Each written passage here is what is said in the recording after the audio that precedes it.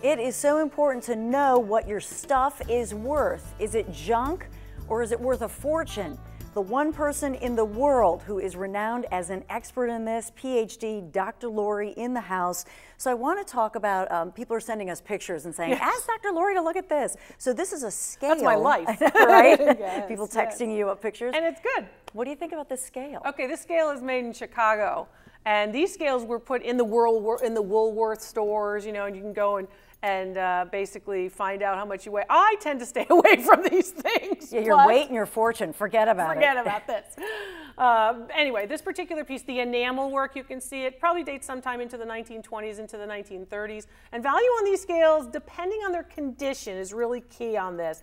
Depending on their condition, it can be as low as $750, as high as about $3,000. Wow. This one's probably worth in the $800 range. Okay, but it's pretty valuable. Pretty valuable. Sometimes they have horoscopes with them and that kind of thing. Which is fun. There's so much fun stuff. You go to a yard sale and you see all this different stuff. I mean, what about this turkey, this fluffy little turkey? Well, you know, this is a Steiff piece, and this piece is actually made in the very famous German toy makers of the late 1900s. This particular turkey probably dates sometime into the 1940s and 50s, but indicative by the colored tag and all the tags intact for Steiff is very important. Steiff teddy bears can go for $10,000. Okay. But Steiff turkeys like this one, probably $300, $400. But you might see this at a yard sale and go, oh, I didn't realize. So you're at a yard sale and you brought, I don't know, 20 bucks, or maybe, you know, you're a big spender at a yard sale and you bought 30 bucks. This is something a kid would grab. This is something a kid would grab. Maybe 500 bucks. Right, and this is something that shouldn't end up at your yard sale, you know. Okay. But yeah, so somewhere in that 300, 500 range, you know, or, you know, a Royal Dalton Toby mug, and you're thinking, I don't really like this so much. It's not your style. This is not my style, personally. But it's so much fun. So much fun, but a lot of people will go, oh, it's made by a very famous maker, and that's the Royal Dalton people. So that's your clue. So look at your object. Take a look. And brand names, we love brand names. Yeah, and brand names hold their value. Now, what about books at yard sales? Because that's, you just see so many books at yard sales. Condition is the thing. I want a nice strong spine. If you open it up and you take a whiff and you can smell something in it, forget it. You know, yeah, because that's odor and moisture and mold. And books will also attract our little bug friends. Okay. So you got to be careful when you're buying a book at a yard sale. But books can be very valuable. I have evaluated books that have come into the appraisal program. You know, an original signed copy of Gone with the Wind. I was in Greensboro, North Carolina, that this woman's grandpa had gotten from Margaret Mitchell on the streets of Atlanta. Wow. Signed. Autographed, you know, $61,000. 61 grand. And they happen, they show up in a yard sale. So, you know, you got to be careful. Books can be, it's really junky, and books can be, wow, we've just paid for college. You know? Yeah, you know. Paid for a down payment. What about Barbies? Barbies in their original condition, in their original box, excuse me, are important. And then these other kinds of things. So this particular piece, it's great, but remember, if they're making a lot of collectibles, and then they're selling them and selling them, value isn't always that high. If it says collectible, leave it there. If they have to tell you it's collectible, you know, it's not that collectible. So be aware of that kind of thing. Barbies are great, but I'd rather see somebody collecting the early Barbies from the 1960s, and remember, Barbie's mark will be on her buttocks. Okay. This particular Pokémon, you remember Pokémon was so popular? Pokémon cards are very, very hot. Again, the Japanese reference, and Pokémon cards in good condition. These little packets are good, but you have to buy a lot of them, is the thing, because you can't have really two cards up against each other because moisture gets in there. Okay. So the Pokémon cards can be hundreds of dollars for sets. Hundreds of dollars. Yeah, and remember, basements and attics are the worst places to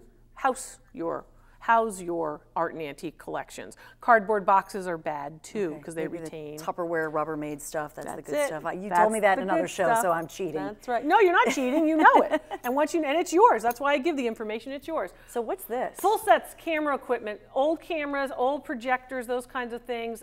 This looks like, you know, 16 millimeter, 8 millimeter cameras and such. You're probably somewhere in the $300 range, and that's the value, and that's the number. When I give an appraised value, it's different from other appraisers, because that's what someone has paid for that object recently. Okay. That's not what I'm saying, oh, if I had it in my gallery, I'd pay this, or I want to buy this from. I don't do any buying and selling. I tell you what it's really worth based on research and an analysis that I can do from my expertise. Okay. So we have another picture for you. What's this? This is a tray, and that looks like the Lusitania. And the Lusitania is, of course, one of those early 20th century steamliners, those great ships like the Titanic. And the Lusitania had its own rich history. And this does look like a glass tray, like there's an image, a printed image underneath, and then there's a glass sort of embossed tray on top. Depending on its size, I'm going to guess it's somewhere in this neck of the woods, maybe 24 inches or so. Value on that is probably for people who have seafaring collections would probably want it, and they might pay somewhere around $75 for it. Okay. Yeah. What about all the memorabilia? You go to charity auctions and there's all that memorabilia. Yeah. How do you know? I know. How many things have you signed? I mean, we both signed a million things. They say we're gonna, or it's for a good, you know, for a good cause. Like this one, how do you know that it's any good? Okay. This particular one is actually a photograph, okay, of Mickey Mantle, and then Mickey Mantle signed it, but he didn't sign it at the time of the photograph.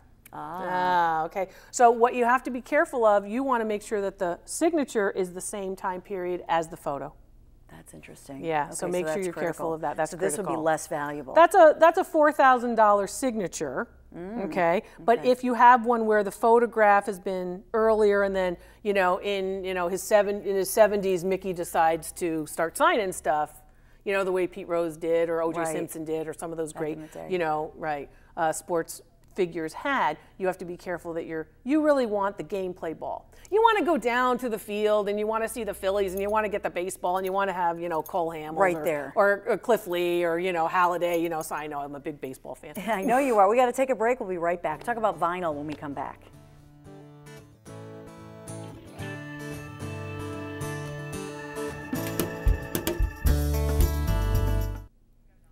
Does this bring back any memories? Vinyl is so in right now, and you find these all over the place at yard sales and everything. But what are they really worth? Here on The Dawn Show, it's a two-part series with Dr. Lori in the house, the authority, of course, on appraisals. So what do these go for?